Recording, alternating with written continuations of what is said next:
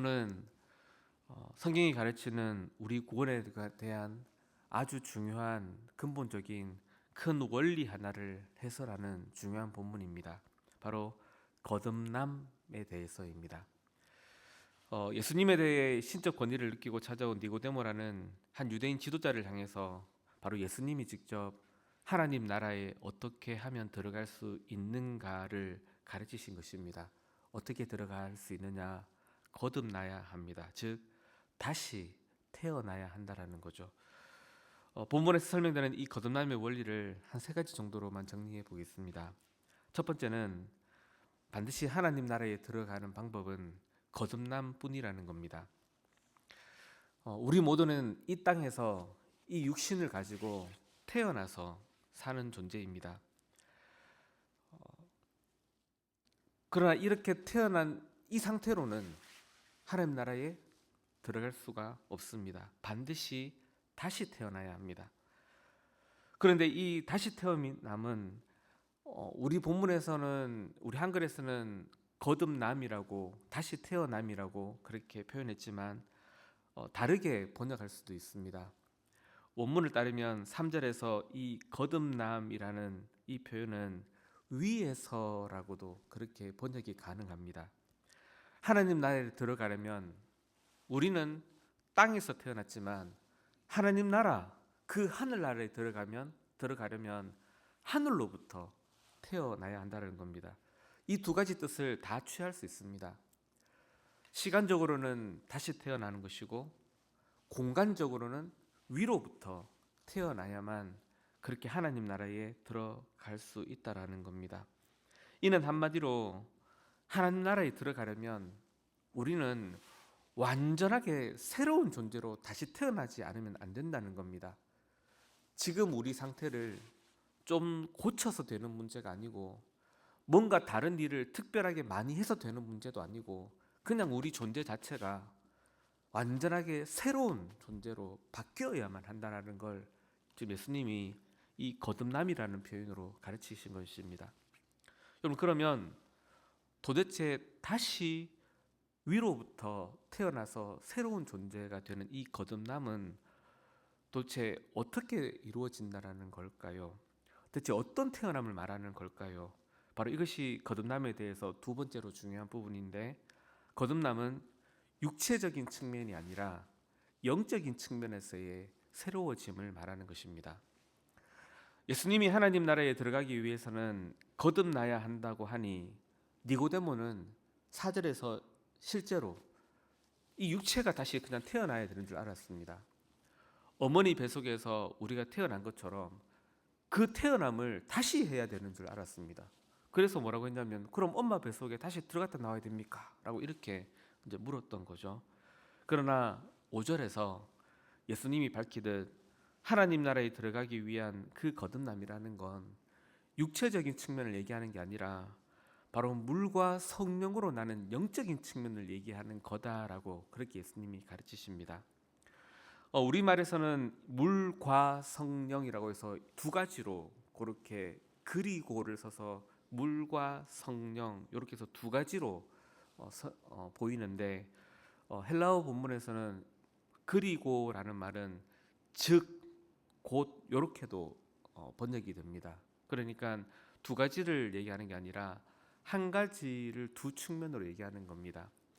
영적인 측면으로 거듭나야 하는데 바로 뭐냐면 물, 즉 성령으로. 왜 성령으로라고만 하면 되지 물이라는 표현을 같이 더불어 썼냐면, 성령께서 우리를 완전하게 새롭게 하시는 그 사역이 마치 물로 깨끗하게 씻어서 새롭게 하는 것과 같다라는 그 사역의 측면을 그렇게 같이 함께 표현한 것입니다.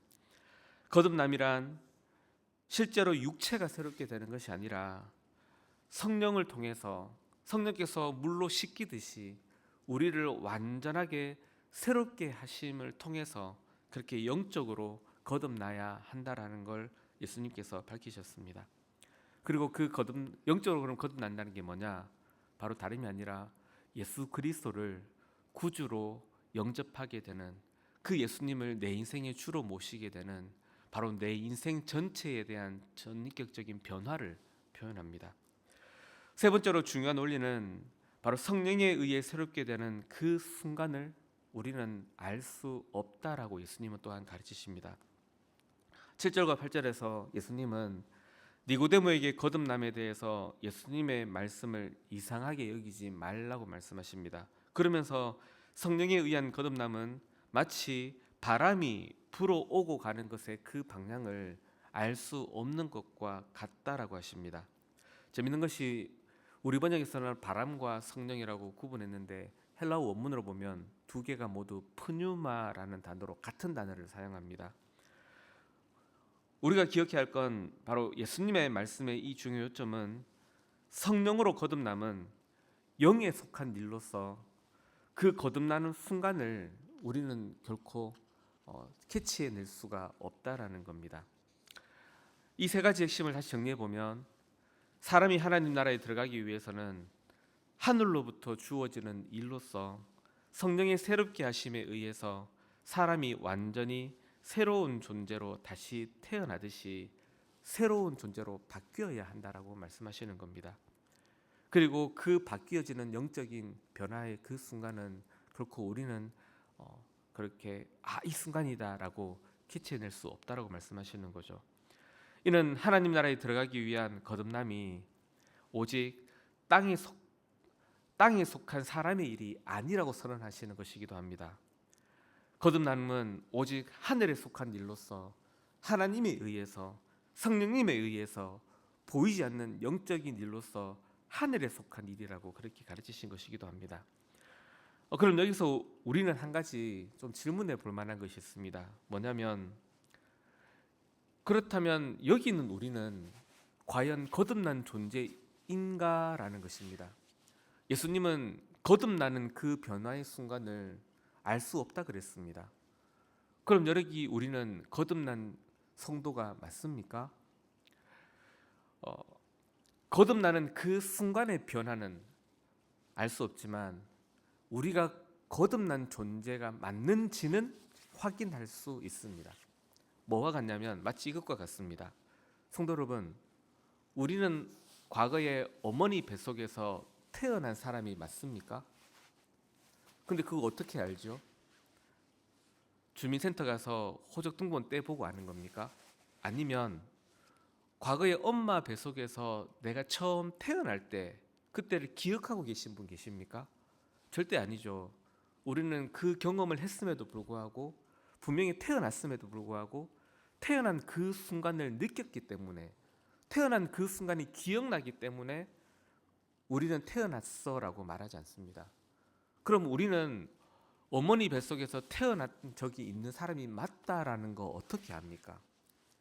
바로 지금 여기 우리가 이렇게 살아있는 존재로 숨쉬고 있다라는 걸로 우리는 과거에 태어났던 사람이 맞구나라는 걸 확인할 수 있는 거죠. 마찬가지로 우리가 성령을 통해 거듭난 사람이 맞는가라는 것은 성령으로 거듭나는 그 순간을 느껴서 아는 게 아니라 지금 우리가 거듭난 증거를 가지고 있다는 걸로 우리는 성령으로 거듭난 사람이구나라는 걸 확인할 수 있습니다. 성령으로 거듭나는 것이 뭐라 그랬습니까?